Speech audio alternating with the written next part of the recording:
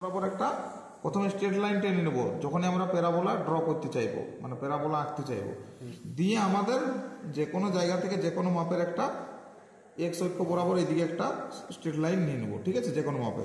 তারপরে এই যে আমরা দেখতে পাচ্ছি এখানে 0, এখানে হচ্ছে 5 সেন্টিমিটার মানে 50 mm, তাহলে এই 50 mm ডিস্টেন্সে একটা আমরা স্ট্রেট লাইন নিয়ে নেবো। এই একটা পয়েন্ট আর এই একটা পয়েন্ট, তাহলে এই পয়েন্টটাকে আমরা ধরে নেবো সেন্টার, সি বিন্দু দিয়ে দেবো। মনে করো সি বিন্দু দিলাম। এবারে এখান থেকে আমরা কি করব, যে এইটাকে ফোকাস বিন্দু বলবো এফ।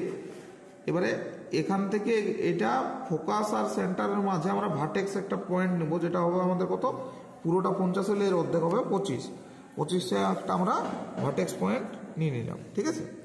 এবার আমরা কি করব, যে এই ভার্টেক্স থেকে 10 mm দূরে দূরে আমরা কয়েকটা পয়েন্ট নেব। এটা আমরা যে কোনো মাপেরও নিতে পারি, আমরা নিজেদের সুবিধার্থে মনে রাখার জন্য 10 mm করে করেই নিচ্ছি। 20, 30, 40, 50, 60, 70 এতগুলো নিলাম। হ্যাঁ, এবার আমরা কি করব, এই যে পেন্সিল কম্পাস দেখতে পাচ্ছ, ঠিক আছে, এইবারে আমরা এইগুলোর নামকরণ করে দেবো। এটা বিন্দু 1, এটা 2, এটা 3, এটা 4, এটা 5, এটা 6, এটা 7। 7টার বেশি নিব না, নাহলে পেজটাতে আমাদের ধরবে না খাতাতে বা সিটে, বড় হয়ে যাবে পিকচারটা। তাই এবার কি করব, আমরা এই C1 দূরত্ব নেব। কত নেব? C1 দূরত্ব বা ডিস্টেন্স আমরা কম্পাসে মেপে নেব, ফোকাস বিন্দুতে বসাবো।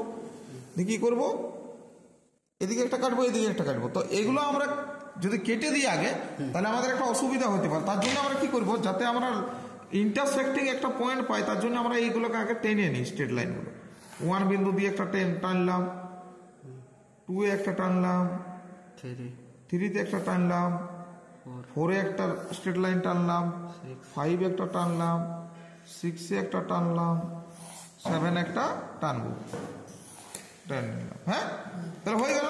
তাহলে এইবারে যদি আমরা কাটি C1 দূরত্ব নিয়ে, তাহলে আমাদের ছবিটা কি হবে, মানে ইন্টারসেক্টিং মানে ছেদাংশগুলো আমরা পাবো। C1 দূরত্ব এফ বিন্দুতে বসাবো।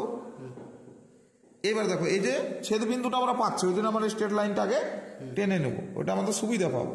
তাহলে এখানে হলো, এবার C2 দূরত্ব নেবো। কত নেবো? C2 দূরত্ব। C1 এর পরে C2 দূরত্ব ফোকাসে বসাবো। সে একই ব্যাপার, প্রত্যেকটা ফোকাসে থেকে কাটিং হবে। C2 দূরত্ব নিয়ে কেটে নিলাম। হ্যাঁ, এবার কি করবো, C3 দূরত্ব।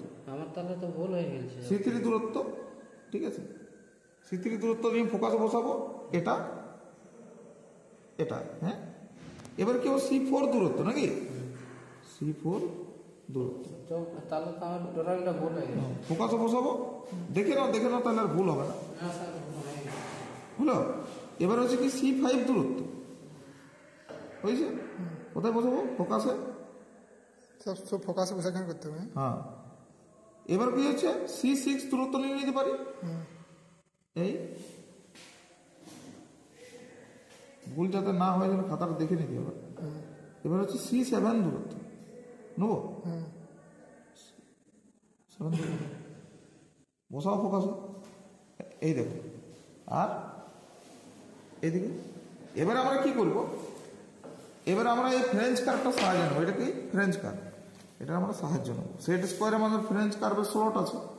তাহলে আমরা প্রথম কি করবো, এটা দেখে নেবো। এই, হ্যাঁ হয়েছে, এই ভি বিন্দু দিয়ে যাবে,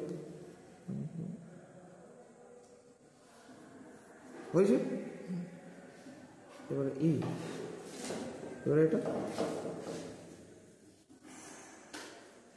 এটা হলো, এবারে এটা হবে। হ্যাঁ, এটা লাগছে কেন, হয়েছে।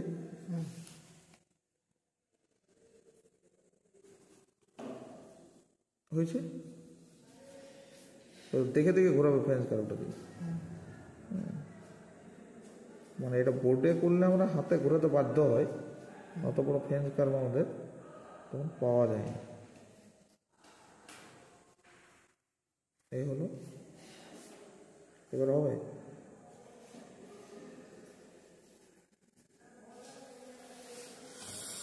এবার উপরের দিকটা করব, উপরের দিকটা আমরা করব। এখান পর্যন্ত টানা যাবে তো? এটা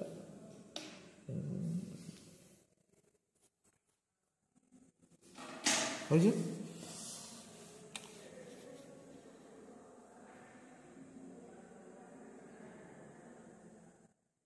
কি হলো, তোমার ভুল হয়ে গেছে? তুমি এটা ভিডিওটা একবার দেখে নাও। হ্যাঁ,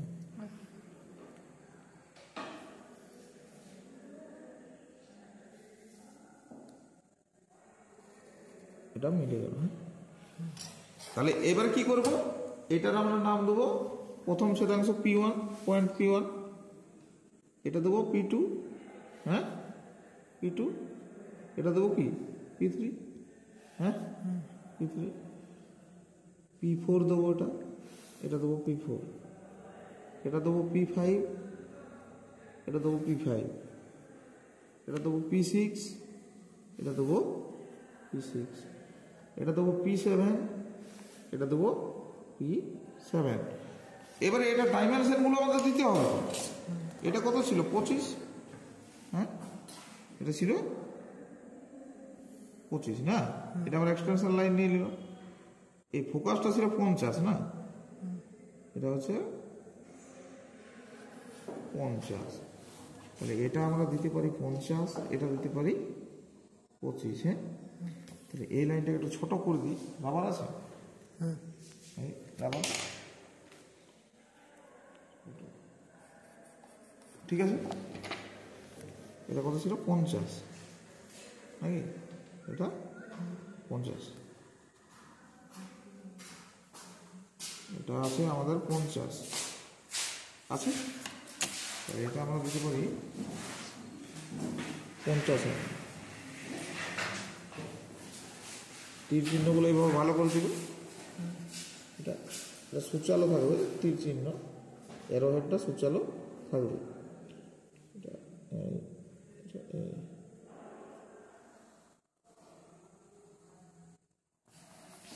আর এবার এই ভার্টেক্সটা দেবো। ভার্টেক্সটা আমরা এক্সটেনশন লাইন তো আগেই নিয়ে নিয়েছি। এই এক্সটেনশন লাইন যখন দেবে তখন এখানে ওটা ছেড়ে দেবে, ঠিক আছে, একটু গ্যাপ দিয়ে, এটা একটু গ্যাপ দিয়ে দেবে। হ্যাঁ, এটা কত আছে? 25 এম।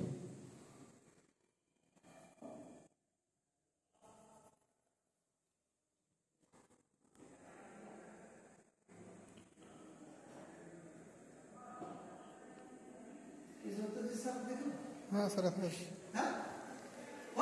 হ্যাঁ, এটা হয়ে গেল।